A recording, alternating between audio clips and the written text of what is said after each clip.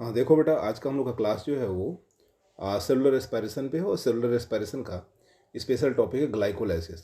हम लोग आज जो डिस्कशन करेंगे वो ग्लाइकोलाइसिस पे करेंगे। और ये क्या है इसमें हम लोग बात करने जा रहे हैं, ठीक है। यहाँ फर्स्ट लाइन बेटा देखो लिखा हुआ है lysis of glucose called glycolysis. जैसे हम लोग देख रहे हैं lysis of glucose called glycolysis बोलते हैं। और इसमें लिखा हुआ it takes place in cytoplasm, ठीक है। अब बात करते हैं कि साइटोप्लाज्म किसके किसके पास होता है। तो आप सभी को मालूम है कि there are two types of cells existing in nature. Nature में दो तरह की सेल्स एग्जिस्ट करती हैं, जिसे हम लोग प्रोकैरियोटिक और दो यूकैरियोटिक कहते हैं। और प्रोकैरियोटिक और यूकैरियोटिक सेल्स के पास दोनों के पास साइटोप्लाज्म होता है, ठीक है। प्रोकैरियोटिक सेल के पास न्यूक्लियस नहीं होता है।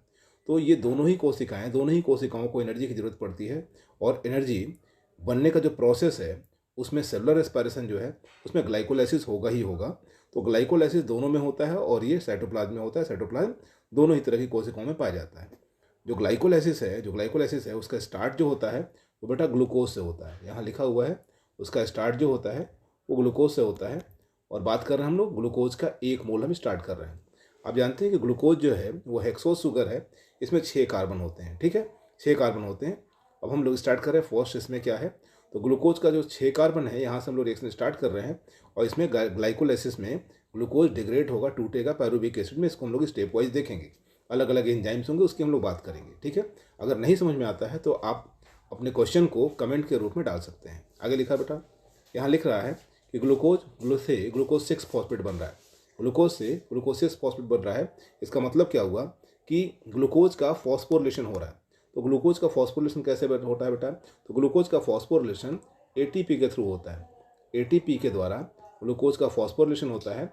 और जो एंजाइम इसमें इन्वॉल्व होता है उसे हम लोग ग्लूकोकाइनेज अदरवाइज हेक्सोकाइनेज कहते हैं। हम लोग आगे इसको पढ़ेंगे, ग्लूकोकाइनेज को और हेक्सोकाइनेज को। तो ग्लूकोज से जो जब फॉस्फोरेशन होता है तो ग्लूकोज 6 फॉस्फेट में कन्वर्ट होता है। आगे हम इसके एंजाइम्स की भी बात करेंगे, ठीक है बेटा। आगे बढ़ रहे हैं, केवल इसका पहले टेम्पलेट पढ़िए आप लोग। अब ग्लूकोज 6 फॉस्फेट जो है फॉस्फोरिलेशन के बाद जो बना हुआ है यह ग्लूकोज 6 फॉस्फेट का आइसोमराइजेशन होता है बेटा। इसका आइसोमराइजेशन होता है और ये कन्वर्ट हो जाता है किसमें, तो फ्रक्टोज 6 फॉस्फेट में। जब ग्लूकोज 6 फॉस्फेट और फ्रक्टोज 6 फॉस्फेट की हम बात करते हैं तो ग्लूकोज 6 फॉस्फेट कैसा मॉलिक्यूल है, तो ग्लूकोज 6 फॉस्फेट एक हेक्सोज फॉस्फेट है बेटा। एक हेक्सोज फॉस्फेट है। ग्लूकोज मतलब हेक्सोज और फॉस्फेट उस पर लगा हुआ है। तो ग्लूकोज 6 फॉस्फेट, फॉस्फेट तो ज्यों का त्यों रहता है, जबकि ग्लूकोज का आइसोमराइजेशन फ्रक्टोज में हो जाता है बेटा। ग्लूकोज फ्रक्टोज में आइसोमराइज हो जाता है, चेंज हो जाता है, ठीक है। और इसके लिए जो रिस्पॉन्सिबल एंजाइम है उसे हम लोग आइसोमरेज कहते हैं बेटा। उसे आइसोमरेज कहते हैं। क्योंकि ग्लूकोज 6 फॉस्फेट है तो एंजाइम का नाम हो जाता है फॉस्फोग्लूको आइसोमरेज। फॉस्फोग्लूको आइसोमरेज। आपको इसको स्टेप वाइज याद करते जाइएगा, सुनते जाइए और याद करते जाइएगा। अगला स्टेप क्या है बेटा, अब फ्रक्टोज 6 फॉस्फेट का कन्वर्जन ग्लाइकोलाइसिस में किस में हो रहा है, तो फ्रक्टोज 1,6 डाइफॉस्फेट। इसका मतलब फ्रक्टोज के 6 कार्बन पे ऑलरेडी एक फॉस्फेट था और उसके फर्स्ट कार्बन पर भी फॉस्फेट आकर अटैच हो रहा है। ये फॉस्फेट कहाँ से आएगा, तो फिर से इसके लिए फ्रक्टोज 6 फॉस्फेट का फॉस्फोरिलेशन होगा बेटा। फ्रक्टोज 6 फॉस्फेट का फॉस्फोरिलेशन होगा और किसके थ्रू होगा, फिर जाहिर सी बात है एटीपी के द्वारा होगा। इन प्रेजेंस ऑफ एटीपी या एटीपी के द्वारा इसका फॉस्फोरिलेशन होगा और एटीपी का एक फॉस्फेट फ्रक्टोज के साथ जाकर अटैच होगा, ठीक है। और उसे फ्रक्टोज 6 फॉस्फेट को कन्वर्ट कर देगा, बदल देगा फ्रक्टोज 1,6 डाइफॉस्फेट में, ठीक है। फ्रक्टोज 1,6 डाइफॉस्फेट में आगे हम लोग बात कर रहे हैं, ठीक है बेटा। आगे हम लोग बात कर रहे हैं इस पर कि फ्रक्टोज 6 फॉस्फेट का क्या होगा बेटा, तो फ्रक्टोज 6 फॉस्फेट अगले स्टेज में एंटर करेगा और यहाँ जो रिएक्शन होगा, इस जगह पे जो रिएक्शन होगा उसे हम लोग बोलते हैं बेटा क्लीवेज बोलते हैं। और ये जो प्रोसेस है वो एक स्पेशल एंजाइम के प्रेजेंस में होता है। उस एंजाइम का नाम बेटा है एल्डोलेज। उस एंजाइम को हम लोग एल्डोलेज कहते हैं, ठीक है। इन प्रेजेंस ऑफ एल्डोलेज जो फ्रक्टोज है, फ्रक्टोज एक हेक्सोज शुगर है, इसमें 6 कार्बन और 2 फॉस्फेट हैं। फ्रक्टोज 1,6 डाइफॉस्फेट वो 3 कार्बन और 1 फॉस्फेट वाले मॉलिक्यूल में टूट जाता है। 3 कार्बन और 1 फॉस्फेट वाले मॉलिक्यूल में टूट जाता है। तो 3 कार्बन 1 फॉस्फेट के कितने मॉलिक्यूल बनाता है ये, तो 3 कार्बन 1 फॉस्फेट के 2 मॉलिक्यूल बनाता है। क्या क्या बनाता है, तो एक को हम लोग बोलते हैं PgAl और दूसरे को हम लोग बोलते हैं DHAP। एक को हम लोग बोलते हैं PgAl और दूसरे को बोलते हैं DHAP। इसका फुल फॉर्म क्या बेटा, PgAl जो होता है उसे हम लोग 3 फॉस्फोग्लिसरॉल्डिहाइड कहते हैं, जबकि DHAP जो है उसे डाईहाइड्रोक्सी एसीटोन फॉस्फेट कहते हैं। PgAl और DHAP ये दोनों के दोनों 3 कार्बन और 1 फॉस्फेट वाले मॉलिक्यूल हैं और ये दोनों के दोनों ट्रायोस शुगर हैं, यानी ट्रायोस शुगर है, इनके पास फॉस्फेट है, इन्हें हम लोग ट्रायोस फॉस्फेट कह सकते हैं। अब ट्रायोस फॉस्फेट DHAP जो है वो PgAl में कन्वर्ट हो जाता है।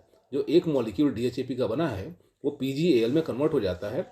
वो दोनों के दोनों ट्रायोस फॉस्फेट हैं और एक ट्रायोस फॉस्फेट जब दूसरे ट्रायोस फॉस्फेट में कन्वर्ट हो रहा है, मॉलिक्यूलर फॉर्मूला सेम है, तो इस प्रक्रिया को हम लोग आइसोमराइजेशन कहते हैं। जो एंजाइम यहाँ इन्वॉल्व होता है DHAP को PgAl में कन्वर्ट करने के लिए, उसे भी आइसोमरेज कहते हैं, यानी उसका पूरा नाम हो जाता है ट्रायोस फॉस्फेट आइसोमरेज।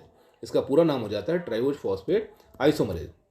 देखो बेटा, अब एक मॉलिक्यूल तो ऑलरेडी फ्रक्टोज से बना हुआ था और दूसरा DHAP से बन गया। इसका मतलब क्या हुआ कि PgAl के 2 मॉलिक्यूल बन जाएंगे, PgAl के 2 मॉलिक्यूल बन जाएंगे। आगे देखते हैं हम लोग रिएक्शन को, ठीक है बेटा।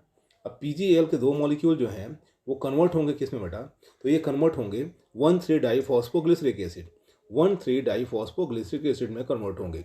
1,3-डाईफॉस्फोग्लिसरिक एसिड में कन्वर्ट होने के लिए इन्हें क्या करना होगा, तो इसका यहाँ पे 2 तरह का रिएक्शन होगा बेटा। एक तो फॉस्फोरिलेशन होगा, वो भी ऑक्सीडेटिव फॉस्फोरिलेशन, इसके साथ ही साथ डिहाइड्रोजनेशन होगा, जिसमें NADP इन्वॉल्व होगा, NADP इन्वॉल्व होगा। NADP क्या होता है, nicotinamide adenine dinucleotide phosphate, nicotinamide NADP, ये हाइड्रोजन एक्सेप्टर होता है और बहुत पावरफुल मॉलिक्यूल है, क्लियर। ये इन्वॉल्व होगा, कन्वर्ट हो जाएगा NADPH में, कन्वर्ट हो जाएगा NADPH में, तो एल्डिहाइड एसिड में कन्वर्ट हो जाएगा। याद रखिए बेटा, डिहाइड्रोजनेज एंजाइम इसमें यहाँ काम करेगा, फॉस्फोग्लिसरल डिहाइड्रोजनेज एंजाइम काम करेगा और यहाँ पे ऑक्सीडेटिव फॉस्फोरिलेशन होगा, जिससे बनेगा क्या कि एक नया मॉलिक्यूल बनकर तैयार हो जाएगा। उसके 2 मोल बन जाएंगे, यहाँ हमने लिख दिया 2 मोल बन जाएंगे, जिसे हम लोग 1,3-डाईफॉस्फोग्लिसरिक एसिड कहते हैं, इसे ध्यान रखिएगा बेटा इस स्टेप को। आगे हम लोग बढ़ रहे हैं। 1,3-डाईफॉस्फोग्लिसरिक एसिड किस फॉर्म में कन्वर्ट होगा, तो यहाँ पे 1,3-डाईफॉस्फोग्लिसरिक एसिड से ATP जनरेशन होगा बेटा, ATP का उत्पादन होगा।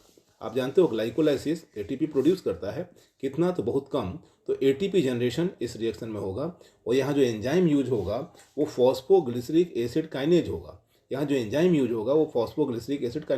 यूज होगा और ADP के एक मॉलिक्यूल को ATP के एक मॉलिक्यूल में कन्वर्ट कर दिया जाएगा। याद रखो बेटा, यानी फर्स्ट कार्बन का जो फॉस्फेट है वो ADP से जुड़ करके उसे ATP में बदल देगा। फर्स्ट कार्बन का जो फॉस्फेट है वो ADP से जुड़ करके उसे ATP में कन्वर्ट कर देगा और बच जाएगा क्या, तो 3-फॉस्फोग्लिसरिक एसिड।